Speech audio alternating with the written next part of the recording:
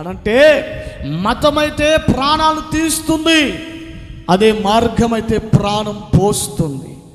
వేలైతే ప్రాణాన్ని ఇవ్వగలగదు. దేవునికి స్తోత్రం, హల్లెలూయా. మతం ప్రాణము తీస్తుంది.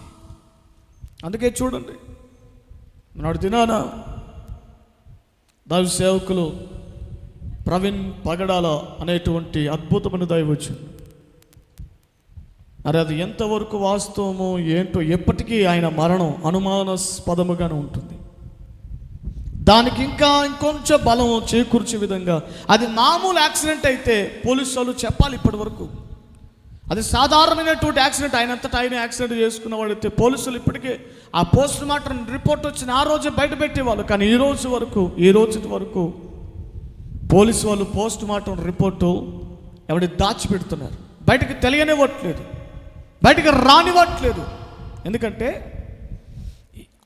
పలానా దైవ సేవకులు ప్రవీణ్ పగడాల అనబడినటువంటి దైవ సేవకులు మరణించారనేటువంటి వార్త తెలిసిన అదే రోజు నుండి 2 తెలుగు రాష్ట్రాలు తగలబడుతున్నాయి. వేలలో సేవకులు, లక్షల్లో విశ్వాసులు ఏమండి ఫోన్ ఆన్ చేసి గత 3-4 రోజులు ఉండండి, ఫోన్ ఆన్ చేస్తే చాలు, యూట్యూబ్ ఆన్ చేస్తే చాలు, అదిగో ఆయన మొహమే కనబడుతుంది, ఆయన గురించి మాట్లాడుతున్నారు, ఆయన గురించిన ధర్నాలు, ర్యాలీలు. ఇదిగో ప్రవీణ్ పగడాల గారు మరణించారు, ప్రవీణ్ అయ్య గారు మరణించారు, ఇదిగో పలానా దైవ సేవకుల విషయమై అన్యాయం జరుగుతుంది. ఉదయం లేచిన మొదలుకొని ఆయన విషయమై వార్తలు. మనటి దినాన భూస్థాపన జరిగిందండి, నిన్ననే కదా, నిన్న భూస్థాపన జరిగింది సాయంకాలం.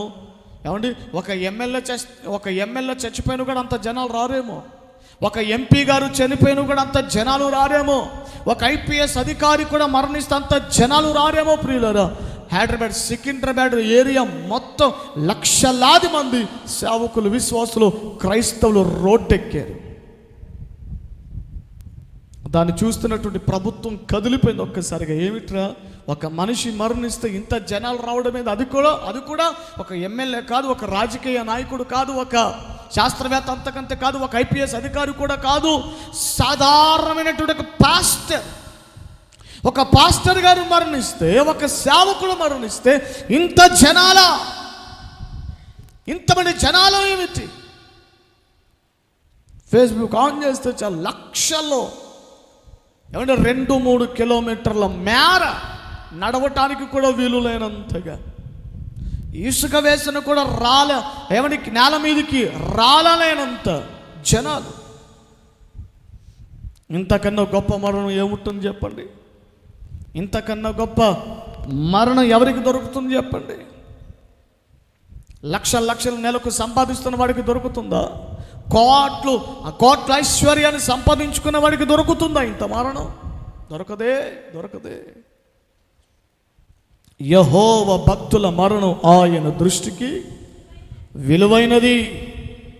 ప్రియులారా, ఆయన అంతటి సేవకులు, క్రైస్తవులందరూ దుఃఖ సాగరంలో మునిగిపోతుంటే, ఏమంటే ఆ వార్త విన్న మేమే, ఏమంటే ఆయన మాట్లాడిన ఇంతకుముందు ఆయన మాట్లాడిన వాక్యాలు, ఆయన చెప్పిన ఉపదేశాలు, బోధలు ఏమంటే వింటున్నప్పుడు, చూస్తున్నప్పుడు మనసులో ఒకలాంటి బాధ, దుఃఖం తన్నుకొస్తుంది ఆయన విషయమై. అయ్యో మంచి, అందుకే నేను ఫేస్బుక్లో ఒకరు షేర్ చేస్తూ నా అకౌంట్లో, అయ్యో బలార్జుడు కూలిపోయాడే అని షేర్ చేశాను. నేను షేర్ చేస్తుంది కూడా చాలామంది చూశాను. అయ్యో బలార్జుడు కూలిపోయానే అని క్యాప్షన్ పెట్టి షేర్ చేశాను. ఆ భూస్థాపన లైవ్ అంతా కూడా. ఒకవైపు ఇంత దుఃఖం కలుగుతుంది కదా, ఒకవైపు మనకి ఇంత వేదన కలుగుతుంటే, ఏమండి మిగతా మతోన్మాదులు, కొంతమంది జనాలు ఆయన మరణించినా కూడా కింద కామెంట్స్లలో ఎంత దుర్భాషలు ఆడుతున్నారో. ఏదో మందు తాగి చచ్చింటాడులే, ద్రాక్షారసం అధికంగా తాగి చచ్చిపోయి ఉంటాడు. ప్రియులారా, ఆయన భార్య పిల్లలు ధైర్యంగా ఏడ్చి అంతకు ముందు నుంచి ఏడ్చి ఇక ఏడ్చిన కన్నీళ్ళు రాలలేనంతగా ఏడ్చేశారు వాళ్ళు. పిల్లలు, పెద్ద కూతురు వచ్చి మాట్లాడుతుంది, భార్య వచ్చి మాట్లాడుతుంటే ఆ కింద కామెంట్లలో సిగ్గు శరం లేకుండా పలని ఇదిగో ఇంకా భర్త శవాన్ని ముందు పెట్టుకుని ఎలా మాట్లాడుతుందో చూడండి అని కింద కామెంట్స్లో ఇష్టం వచ్చినట్టుగా బూతులు మాట్లాడుతున్నారు.